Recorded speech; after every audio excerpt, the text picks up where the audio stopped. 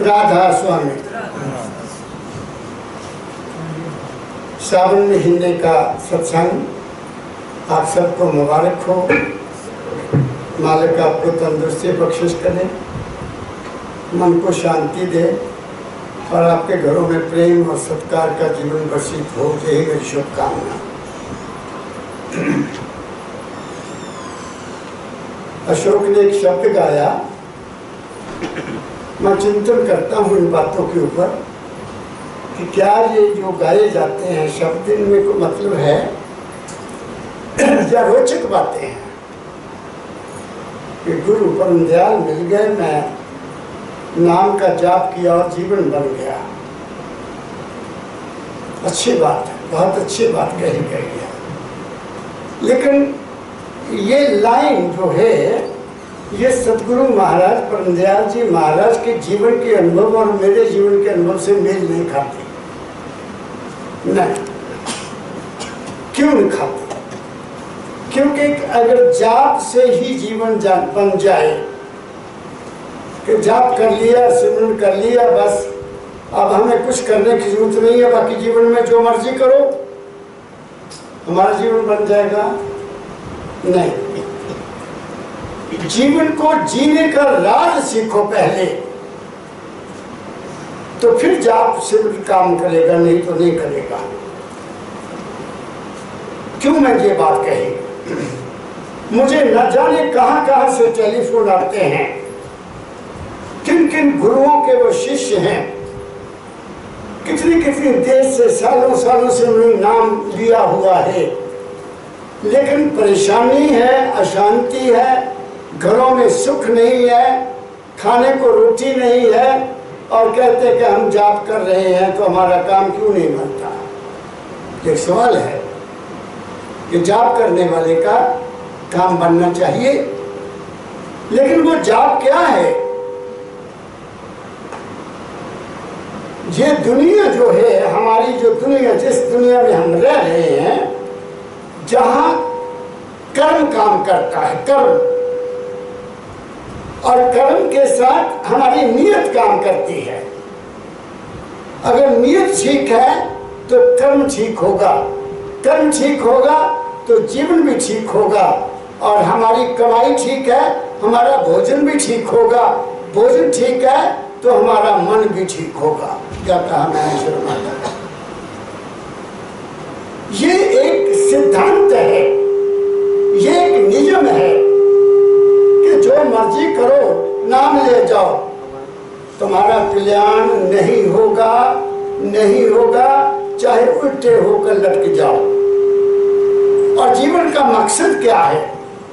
जीवन के दो मकसद हैं जो मैंने समझा कि ये जीवन हमारा सुखमय, निर्भ्रांत, निडर, निर्भय और वैर मुक्त होकर शांति से, सुख से बेफिक्र होकर शांति का जीवन व्यतीत करें। ये है ना हमारे जीवन का लक्ष्य। और क्या है कि हमें किसी का डर ना हो, हम किसी को डराए नहीं, हमें कोई चिंता ना हो, हमें कोई फिक्र ना हो, और कोई भ्रांति ना हो, कोई वहम ना हो, तो मन साफ रहेगा, शांति रहेगी, और आपके जीवन में सब कुछ मिलता जाएगा। करो, करके देखो।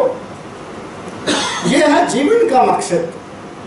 और अगर चाहो कि मैं नाम जपूं और नाम जपने से मेरा जीवन बन जाएगा, जब मेरे को कारोबार हो जाएंगे, नहीं होंगे, पहली बात। दूसरी बात, अब ये जो हमारा जीवन है आज, जो मैं जी रहा हूं, ये जहां का नहीं बना हुआ। जैसे शर्मा जी ने पहले कहा, ये कुछ कर्मी, कुछ कर्मगत, कुछ पूर्वले लेख। जो पूर्वले लेख हैं हमारे पिछले कर्मों के, जो वो ही मुझे सतगुरु बाबा फकीर जी महाराज के चरणों में ले आए। दूसरे क्यों नहीं आए? मेरे बड़े भाई क्यों नहीं आए? या मेरे और परिवार के क्यों नहीं लोग आए? क्यों शर्मा जी, मैं ठीक कह रहा हूँ? तो ये एक कुदरत का नियम है कि तुम्हारा कर्म तुम्हारे साथ चलेगा। जब तक तुम कर्म की सीमा में हो, जन्म भी होगा, मरण भी होगा, दुख भी होगा, सुख भी होगा, मान भी मिलेगा, अपमान भी मिलेगा, गरीबी भी आएगी, अमीरी भी आएगी। ये इस दुनिया का नियम है। और अगर इससे आगे जाना है, आगे दूसरी दुनिया में, इस दुनिया के चक्कर से जन्म मरण से पार जाना है, तो फिर क्या चाहिए? फिर मन की सीमा से आगे जाना पड़ेगा। मन की सीमा तुम्हारे जाप करने से खत्म नहीं होगी, तुम्हारे सिमरन करने से भी खत्म नहीं होगी। सतगुरु परमदयाल जी महाराज ने फरमाया, शर्मा जी ने ओम शब्द का प्रयोग किया। ओम शब्द क्या है? उत्पत्ति, स्थिति और प्रलय।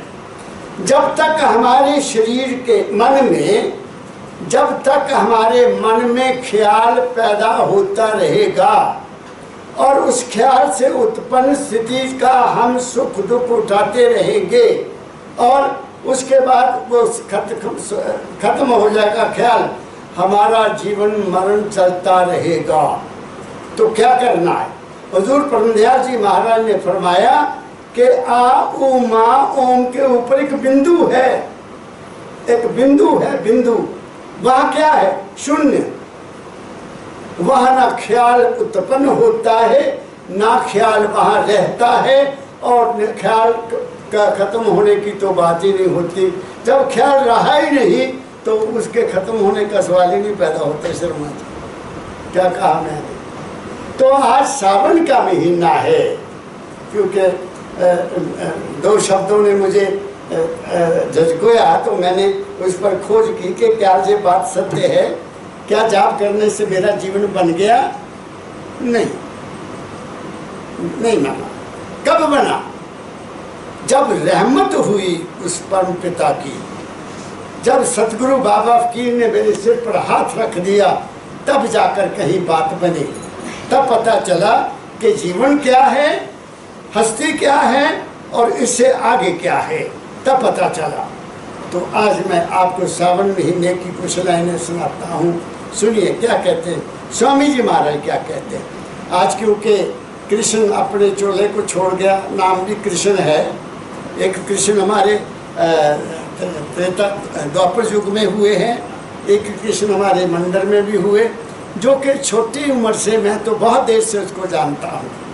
वो जब से मानवता मंदिर बना तब से वो जहाँ सेवा करते थे, और उसकी शादी भी सतगुरु बाबा फकीर जी ने यही मंदिर में की थी।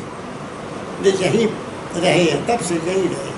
आज सुना कि सुबह 8 बजे, पौने 8 बजे वो चोला छोड़ गए, तो उसको सामने रखते हुए आज मैं सावन के महीने की बात करता हूँ।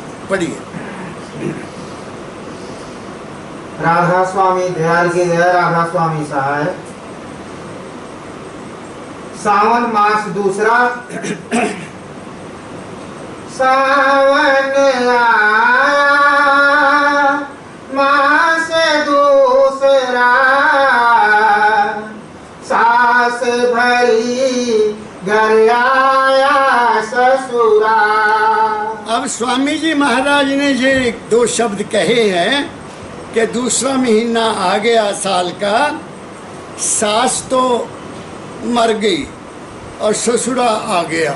क्या, मुझे नहीं पता स्वामी जी क्या कहना चाहते हैं। जो मैंने समझा वो बताता हूँ। ये बंद हो गया मेरे ख्याल, कोई बात नहीं। सास क्या है? हमारा शरीर है। सास क्या है? हमारा शरीर है। और ससुर क्या है? हमारा मन है। जब शरीर कमज़ोर हो जाता है तो मन बलवान हो जाता है। आप बूढ़े लोगों को देखो, जो बुजुर्ग हैं, वो अपने आप में ही बोलते रहते हैं। मैंने औरों की क्या बात करनी, मैंने अपनी माता को देखा। मेरी माता 98 साल की हो गई, जब 100 के करीब हो गई, तो हम बैठे होते थे, तो मेरी माता ने कहा, काकू वो बाहर देख, तेरे पापा आए, तेरे पापा आए, गेट खोल लो। अच्छा, मैंने कहा मैं जाता हूँ माँ जी, क्योंकि मन चला हुआ था ना, जीवन इकट्ठे गुजारा। पिताजी पहले चले गए तो माँ ये बात, और जब बैठे हो ना तो उन्होंने कोई ना कोई बात करते रहना। माता क्या कहती है? मैं तो बेटा कुछ नहीं कहती, क्योंकि मन बलवान हो गया था। बात मेरी समझ रहे हो? हमारा क्या हाल होगा ये तो मालिक जाने, लेकिन ये बात सत्य है कि जब शरीर कमज़ोर हो जाता है, मन बहुत बलवान हो जाता है और वो बीते हुए सारा जीवन का नक्शा हमारे साथ खेल खेलता है और हम उसी खेल में पुरानी बातों को याद कर करके बूढ़ा बोलता रहता है ना। श्रीमान जी आपके पास तो वृद्ध बड़े रहते हैं, आप उनसे तजुर्बा करके देखो, वो बोलते रहते हैं। तो अब ये कहते हैं कि शरीर कमज़ोर हो गया और मन बहुत बलवान हो गया, तो क्या करता है ये आगे पढ़ो। सामने आया मास दूसरा, सास मरी घर आया ससुरा, काली घटा शाम मन हुआ, शाम कंज में यह मन सुआ, गरजे बादल चमके बिजली, मन सामोड़ी आशा बदली, एक लाइन और पढ़ो। सूरत नियत की झड़ियां लागी, धुन अनंत शब्दन से चाली। अब सुनो स्वामी जी क्या कहना चाहते हैं, वो तो मैं अगली बात फिर बताता हूँ। सावन महीने में क्या होता है, हर महीने में गर्मी बहुत बड़ी, अब भी बहुत गर्मी पड़ती है, धूप निकलती है, तो उससे क्या होता है, समुद्र से गर्मी सूर्य की किरणें पानी को भाप उठाकर ऊपर ले जाती हैं। जैसे होता है ना, बरसात क्यों आती है, समुद्र का पानी सूर्य ने खींचा ऊपर ले गया और वो जब हवा चली दक्षिण से उत्तर की तरफ चली तो बादल जो थे वो ठंडे हुए पहाड़ों की ऊंचाई के कारण और हमारे ऊपर वो बरस गए। सतगुरु बाबा फकीर जी महाराज कहा करते थे कि भगवान को कहो कि पहाड़ के अगली तरफ बारिश करे, वहाँ नहीं होती क्योंकि बादल बहुत ऊंचे नहीं है। मैंने तो जहाँ तक देखा कि जब मैं अमेरिका गया तो जहाज पहाड़ बादलों से ऊपर चले जाते हैं, बारिश नीचे हो रही है, लेकिन जहाज के ऊपर कोई असर नहीं होता क्योंकि वो ऊपर चले जाते हैं। बादल बहुत ऊंचे नहीं जाते, भारे होते हैं और वर्षा करते और ख़त्म हो जाते हैं। मेरी बात समझ गए? ऐसे ही हमारे जीवन में जो जो भी ख्याल हम लेते हैं, बात को समझना, जो भी ख्याल हम सोचते हैं, जो भी कर्म हम करते हैं, जो भी घटनाएं हमारे जीवन में होती हैं, वो विचार के रूप में इस आकाश में जाते रहते हैं, वो खत्म नहीं होते। हजूर फरमाया करते थे मैटर नेवर डिस्ट्रॉयज, स्थूल मैटर खत्म हो जाएगा, सूक्ष्म और कारण मैटर कभी खत्म नहीं होता। सूक्ष्म मादा और कारण मादा कभी खत्म नहीं होता, वो रंग बदलता है। जैसे पानी, बरसात हुई, बादल ठंडे हुए, पहाड़ों में क्या हुआ, बर्फ जम गई, पानी बर्फ बन गया। फिर गर्मी चली, गर्मी से फिर वो बर्फ पिघल कर फिर वापस कहाँ गई, सागर में चली गई। सर्कल चला हुआ है ना। ऐसे ही हमारे विचार, हमारी कल्पनाएं, हमारी वासनाएं, हमारी कामनाएं, जो कुछ भी हम विचार जिंदगी में करते हैं वो ब्रह्मांड में जाते रहते हैं।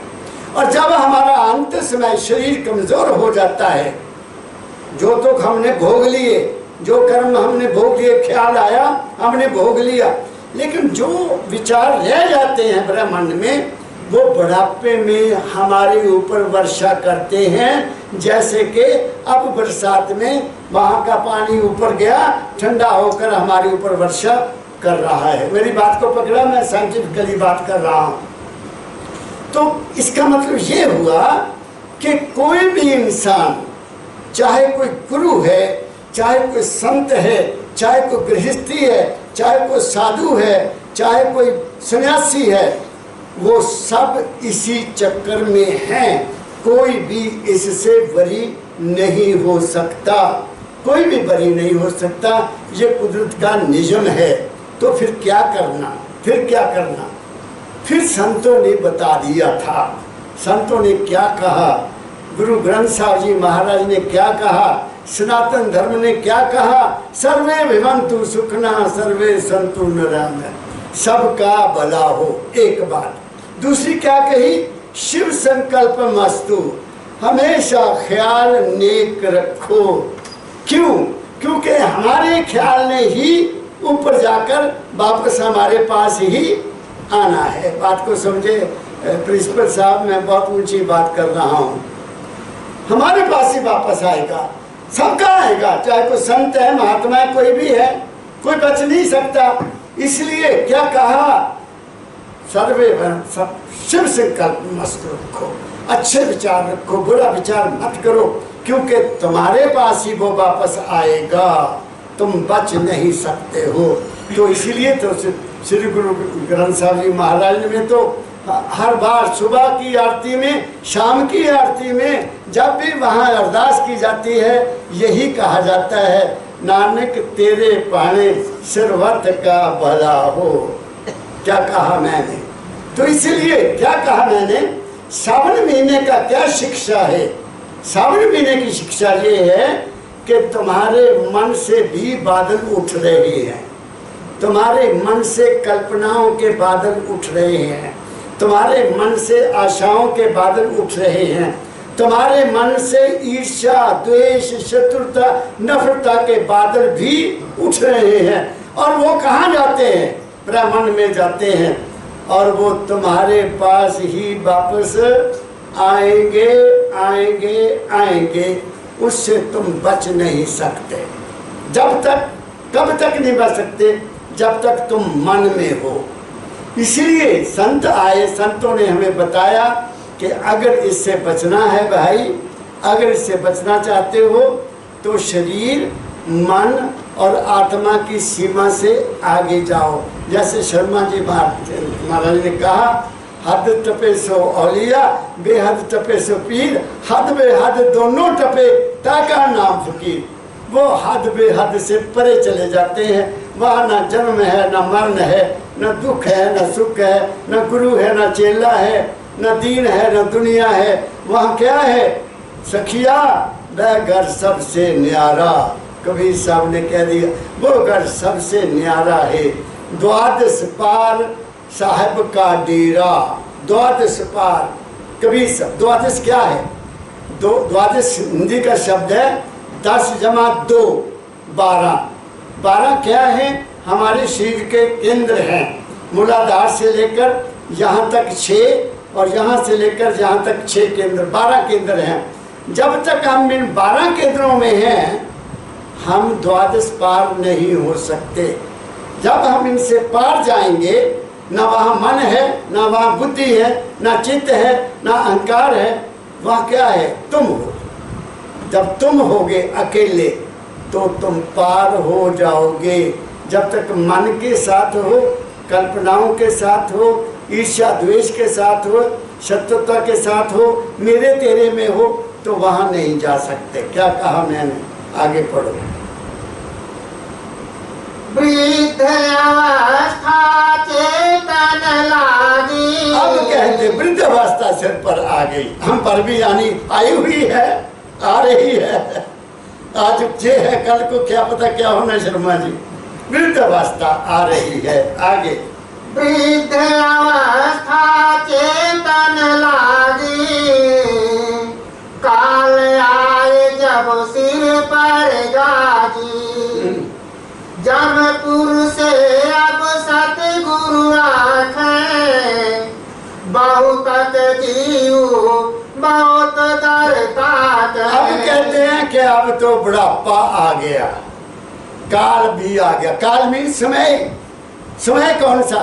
अंत का। हर चीज का समय है। समय में पौधा लगा, पत्ते लगे, फूल लगे, फल लगे, सब पत्ते झड़ जाते हैं ना। झड़ जाते हैं, समय पर झड़ जाते हैं, पीले होते गिर जाते हैं। बात दरख्त खड़ा है, लेकिन एक समय आता है वो दरख्त भी सूख जाता है।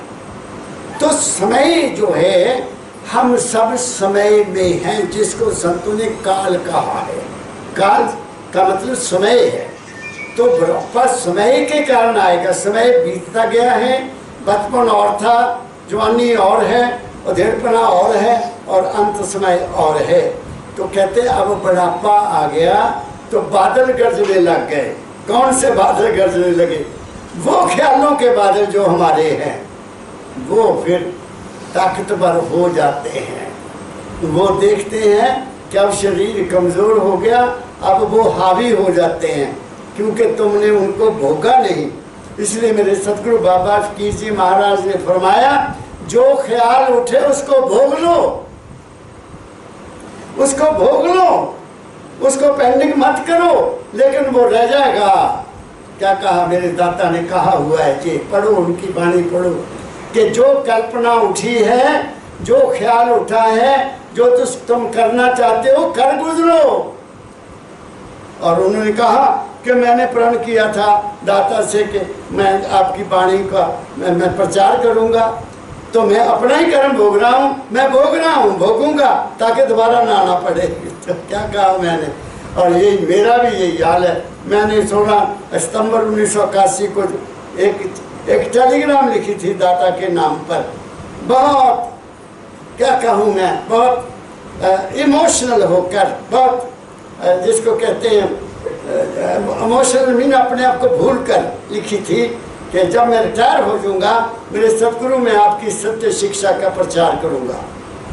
वो ऊपर रह गई, पहुंच गई ऊपर, और मेरे ऊपर आ गई, और आपके सामने बैठा हूँ आपकी सेवा के लिए। एक तो ये कारण, दूसरा गुरु का ऋण है। गुरु का ऋण भी तो लाना है ना। तो दो काम जाने से पहले करना जरूरी है मेरे लिए, बाकी सब हो गए। क्या कहा मैंने? आगे पढ़ो क्या कहते हैं। काल घटा जब आकर छाए, समय की घटा, समय की घटा काले से सफेद हो गए, ये समय के कारण है। और वो शरीर जो दौड़ता था वो धीमा हो गया। वो टांगे जो पहले बहुत चलती थी तेजी तेजी, उसकी सीमा भी हल्की हो गई, दौड़ना बंद हो रहा है, और अब चलना मुश्किल हो रहा है, सुर्ती हाथ में आ जाती है। ये किसका कारण है? काल का, समय का। चलो आगे। काल घटा जब आकर छाए, धारा मौत अधिक बरसाई। हाँ, जीव अनेक रहे घबराए, काया गढ़ उन दीन ढाई। अब क्या कहते हैं स्वामी जी महाराज? ये कृष्ण कुमार, मैं मिलता रहा हूँ उसको, मैं मिलता रहा हूँ। अब पिछले 2-4 महीने में मैं नहीं मिला, नहीं तो मैं जरूर उसको मिलता था जाके। तो वो दुखी होता था, दुखी, बहुत दुखी होता था, चला नहीं जाता था। फिर सोटी से पकड़ी, फिर सोटी भी नहीं चली, फिर लेट ही गया। बात मेरी समझ गए ना?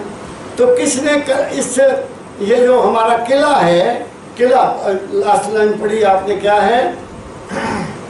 जीव अनेक रहे घबराई, काया गढ़ उन दीन ढाई। काया का गढ़, गढ़ मीन्स किला, ये किला है, काया का किला है, इसको वो करा देता है। चल अब नहीं दौड़ना, लेट जा मंचे के ऊपर। बात समझ गए? ये सत्य है, ये सत्य है, अटल है। तुम्हारा कर्म तुम्हारा पीछा नहीं छोड़ेगा, नहीं छोड़ेगा, नहीं छोड़ेगा। इसलिए मेरे सतगुरु बाबा फकीर जी महाराज ने अंत समय में जो पिट स्वर्ग से यहाँ लिखी चिट्ठी 1982 के मानव मंदिर में भी छपी हुई है, उन्होंने खास लिखा, मैंने खुद उस लेटर को पढ़ा हुआ है कि तो कहते अंत समय आ गया है, मेरी आंखों से झिमझिम आंसू बह रहे हैं, मेरा सारा जीवन मेरे सामने है। मेरे दाता ने लिखा मेरा सारा जीवन मेरे सामने है और बस एक ही बात है, एक ही मेरे पास है कि मुझे अब उसमें गर्क होने का पता है कि मैं उसमें मिल जाऊंगा। ये उन्होंने लिखा। मैं जानता हूँ कि अब मैं उसमें विलीन होने जा रहा हूँ, मगर उससे पहले ये कहना चाहता हूँ कि ऐ इंसान, तू राम नाम जप चाहे ना जप। कितनी बड़ी बात कह दी है। ये बिल्कुल सत्य कहा उन्होंने, बिल्कुल सत्य कहा, अटल सत्य कहा। वो भी मैं बताऊंगा क्यों कहा उन्होंने। तू राम नाम जप चाहे ना जप, मगर तू अपनी नीयत को साफ रख और अपना कर्म ठीक रख, क्योंकि नीयत ही जो है तुम्हारी वो इस ब्रह्मांड को खराब करती है। तुम्हारा कर्म नीयत पर निर्भर है। अगर तुम्हारी नीयत ये है कि उसका बिगड़ जाए, मेरा हो जाए, नीयत ये कि उसका छीन कर मैं खा लूं, नीयत ये है कि मैं चोरी कर लूं, नीयत ये कि मैं कम तोड़ लूं, नीयत ये कि दूध में पानी डालूं ज़्यादा इनकम हो जाएगा। नहीं नहीं नहीं, तुम बड़े भूल में हो। तुम कुदरत के हर असूल को बदल रहे हो। तो जब कानून को बदलते हो और ज़मीन में खाद डालते हो, बीमारियां पैदा करते हो, तो तुम कैसे बच सकते हो बताइए। तो हमारी नेचुरल लिविंग खत्म हो गई है, कुदरती जीवन अब नहीं रहा। हम सब बीमारियों के संकट में आए हुए हैं। क्यों? क्योंकि हमने उस असूल को नहीं समझा। बस ये है कि पूजा करो, यात्रा करो, ये करो, वो करो, बाकी कर्म क्यों नहीं बताता कोई भी। कोई नहीं बताता कि पहले कर्म ठीक करो, अपनी नीयत ठीक करो। सबने भगवान का ठेका लिया हुआ है कि हम तुम्हें भगवान के पास पहुंचा देंगे, हम तुम्हें स्वर्ग में पहुंचा देंगे। किसने देखा? मुझे ये बताओ। मैं आज यहाँ से दावे से कहता हूँ कि वो इंसान मुझे बताओ वो जो कहे कि मैंने भगवान को देखा है। कबीर साहब ने कदे शब्दों में कह दिया, जो दिखे सो वह नाही। जो नजर आ रहा है वो नहीं है, क्योंकि वो तुम्हारे मन ने पैदा किया है। और जो है वो दिखे नहीं। वो मालिक तो जो है वो नजर नहीं आता, उसका अनुभव किया जाता है। तुम्हारे अंदर उसकी अंश है, तुम हो उसकी अंश। तुम्हारा शरीर उसकी अंश नहीं है, तुम्हारा मन उसकी अंश नहीं है, तुम्हारी आत्मा भी उसकी अंश नहीं है। तुम वास्तव में जो सुर्त रूप हो, जो चेतन रूप हो, वो उस माल के कुल की अंश है। इस बात को समझने की कोशिश करो। अब मैं आपको महाराज जी की बात सुनाता हूँ। ये क्यों मेरी बात समझ में आई? परमदयाल जी महाराज ने कहा, लिखा हुआ है, पढ़ो, सुनो, उनकी वाणी सुनो कि मैंने दाता के शरीर के साथ इतना प्यार किया, इतना प्यार किया कि मैं उन्हीं को भगवान समझता था। और 1921 में उनकी आरती उतारने के लिए धाम गए और सोने का ताज, चांदी का हुक्का, एक बैठने का सिंहासन और जरीदार कपड़े लेकर उनके लिए गए। और वहां 2 महीने रहे, 2 महीने।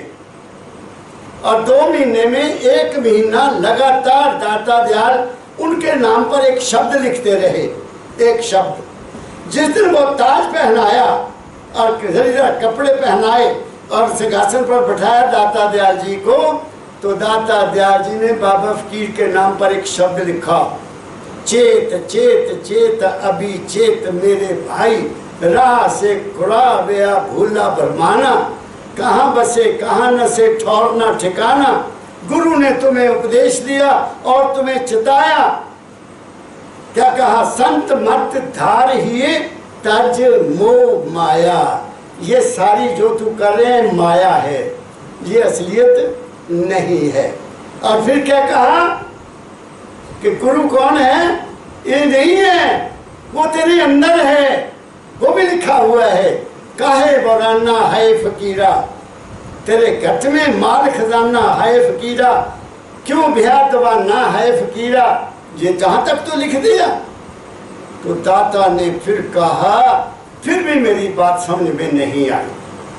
मैं समझता था कि दाता कहते तेरे पास है, तो मैं जब ध्यान में बैठता था तो दाता का रूप आ जाता था, तो मैं खुश हो जाता था कि दाता तो मेरे पास है, मेरे नज़दीक है। लेकिन जब सत्संगियों ने मुझे ये बताया कि बाबा जी आप आए, मैं बीमार था, आपने दवाई बताई और मैं खा के ठीक हो गया। बच्चा कहता बाबा जी मेरा पेपर मुश्किल था, आप आए, आपने मुझे पेपर करा दिया, मेरे 100 में से 98 नंबर आए। कोई कहता बाबा जी मरने से पहले माता कहती है मैं जा रही हूँ, बाबा फकीर आ गया पालकी लेकर राधा स्वामी का और चली गई। तो मैं सोचने पर मजबूर हुआ कि मैं तो गया नहीं, तो कौन गया? उनका विश्वास गया, उनकी आस्था गई, उनकी श्रद्धा गई, जिन्होंने मुझे पैदा किया। तो इसका मतलब ये हुआ कि मेरे अंदर भी जो राम कभी आता था और कभी मैं कृष्ण को देखता था, उनको छोड़कर दाता दयाल जी को अंदर देखने लग गया, तो मेरा भी ज्ञान खुल गया। ओहो, ये सारा मन का ही खेल है और मैं उससे आगे जाने के लिए मजबूर हो गया।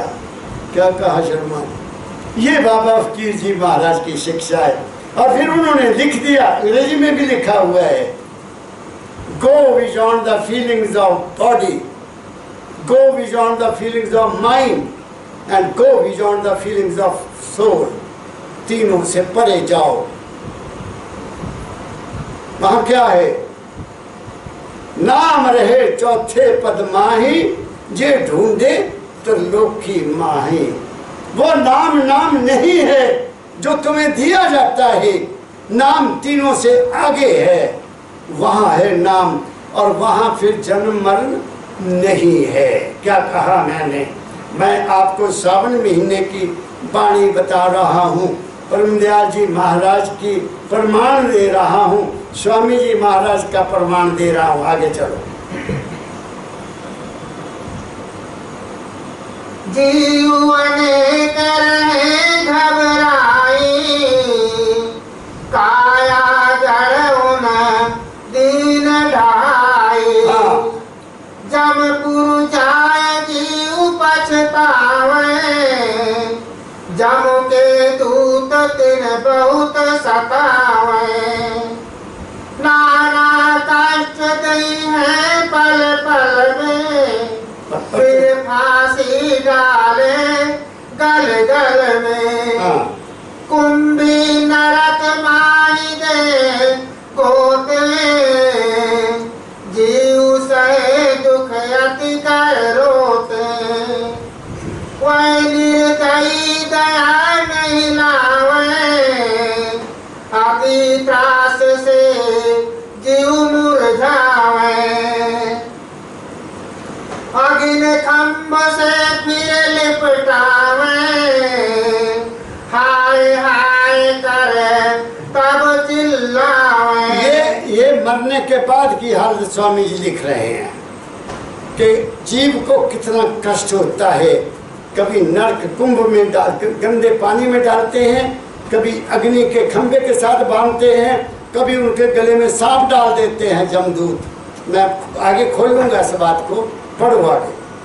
सुने न कोई मुश्किल भारे, सरपन माला ले गल डाई। मार मार 14 से होई, पति गति अपनी सब विधि खोई। नरकन में अतितास दिखावे, फिर 84 ले पहुँचावे। गुरु भक्ति बिन यह गति पाई, नर देहि सब बाद गवाई। कहते गुरु की भक्ति के बगैर ये हाल हुआ और नरदेही ऐसे ही बर्बाद कर दी। ये कह रहे हैं, आगे पढ़ो। जो जो भजन भक्ति से चूके, तिनके मुख जम पल पल थूके। ऐसी कुगति होगी सबकी, जो नहीं धारे सतगुरु अब की, सतगुरु बिना कोई नहीं बाचे, नाम बिना 84 नाचे। अब क्या कहते हैं? सतगुरु मिला जी। ये लिखा। हाँ। फिर पढ़ोगे, सतगुरु मिला, सतगुरु बिना कोई नहीं बाचे, हाँ। नाम बिना 84 नाचे। कहते हैं सतगुरु के बगैर कोई नहीं बच सकता और नाम के बगैर सभी इसी चक्कर में रहते हैं। अब मेरी बात को और ध्यान से सुन लेना। अब यहाँ केवल जम का उन्होंने किया, जम, लेकिन जिंदगी में दो, हाँ बस करें, अच्छा जिंदगी 2 मिनट में खत्म कर देता हूँ, 2 ही बात कर देता हूँ, फिर मैं आवाज दे दी हूँ। जिंदगी में 2 चीज, एक धर्मराज है, एक जमराज है। एक धर्मराज है, एक जमराज है। धर्मराज क्या है? तुम्हारे नेक ख्याल, तुम्हारे अच्छे ख्याल, तुम्हारे खुशहाल ख्याल, तुम्हारे भलाई के ख्याल, तुम्हारे नेकी के ख्याल, ये यमराज हैं। और तुम्हारे बुरे ख्याल, ईर्ष्या के, द्वेष के, नफरत के, दुश्मनी के, बैर विरोध के, घरों में अशांति पैदा करने के, ये यमराज हैं। जो इंसान बुरे ख्याल रखता है, मरते समय उनके साथ बुरी शक्लें सामने आ जाती हैं। जो नेक ख्याल रखता है, उनके सामने नेक शक्लें आ जाती हैं। मेरी बात समझिए, वो अच्छा रूप आता है देखने के लिए, उनको अच्छा रूप आता है। और जिनके बुरे ख्याल हैं, उनको बुरे डरावने वाले रूप आते हैं, जैसे ये बता रहे हैं दाता जान स्वामी जी महाराज। इसलिए संत के पास कौन आता है? संत क्या? उन्होंने कहा संत के बगैर सब ऐसे दुख। संत, जब संत, अच्छा संत कौन सा संत? जो खुद वहाँ रहता है, जो खुद उस अनुभव को किया है कि ऐसा करने से ये होगा, ऐसा करने से ये होगा, वो फिर आपको हित करता है, आपके प्रति हित करता है। हित मीन के इसका जीवन भी बदल जाए, हित देता है वो। और हित ही असल में नामदान है। हित करना ही नामदान है। माँ कितना हित करती बच्चे के साथ, और बोलना सिखा देती है, खाना सिखा देती है, चलना सिखा देती है। माँ ही हुई ना गुरु फिर सबसे पहले। तो उसके बाद फिर पिता आता है, जो हाथ पकड़ कर चलाता है, कंधे पर बैठाता है, सब कुछ दिखाता है। तो माँ बाप सबसे पहले हैं, और फिर ये गुरु। गुरु तो हमें इस संसार से पार करने के लिए है, जो हमें ज्ञान देता है इस संसार में कैसे जीना है और इस संसार से पार कैसे जाना है। मेरी बात समझे? तो आज मैं यही सत्संग को समाप्त करता हूँ, क्योंकि ये अगली वाणी अगले इतवार को बताऊँगा। I will continue. इसी सत्संग को मैं 24 तारीख को चालू रखूँगा। सिर्फ आप राधा स्वामी की बात, शरण की वंदना। शरण शरण की वंदना।